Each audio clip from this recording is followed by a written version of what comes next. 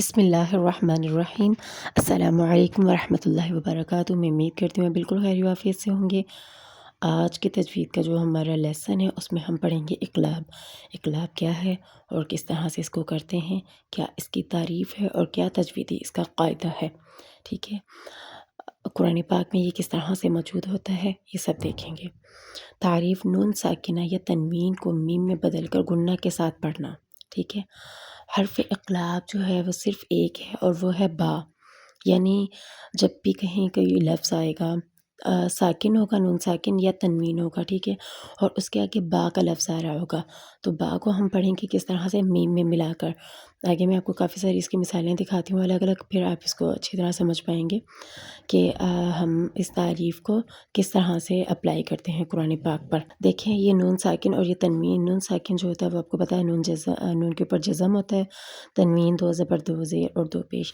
اگر نون ساکن اور تنوین کے بعد حرف با آ جائے تو نون کی آواز کو میم میں بدل دیں گے، ٹھیک ہے۔ اب جیسے کہ انبئہم، اب یہ والی جو مثال ہے اس میں بھی دیکھیں، اب قرآن سے یہ والی مثالیں آپ کے سامنے بیان کی جا رہی ہے۔ انبئہم، حمزہ آ گیا اور نون آ گیا، ٹھیک ہے۔ نون جو ہے وہ نون ساکن ہے، آگے با آ گیا، ٹھیک ہے، شرط پوری ہو رہی ہے اور یہ سورۃ البقرہ کی 33 آیت ہے۔ انبئہم، ٹھیک ہے۔ اب جو نون ہے اس کو پورا نہیں پڑھیں گے۔ اسی طرح دوسری مثال ہے سورہ نساء میں 58 آیت، سمیع بصیر، عین کے اوپر کیا، تنوین، ٹھیک ہے، دو پیش آ گئے۔ اب آگے آ گیا با، سمیع بصیر، ہم اس کو میم کی آواز دے دیں گے۔ اسی طرح میں آپ کو ایک اور تیسری مثال دکھاتی ہوں، علیم بذات الصدور، سورہ آل عمران 119 آیت ہے، علیم، اب میم کے اوپر جو ہے وہ تنوین ہے، اسے آگے با ہے، ڈائریکٹلی علیم بذات الصدور۔ اس طرح سے آپ اس کو کریں گے اور جو تجوید تھا وہ اس کا قاعدہ مکمل ہو رہا ہے اس کے اوپر۔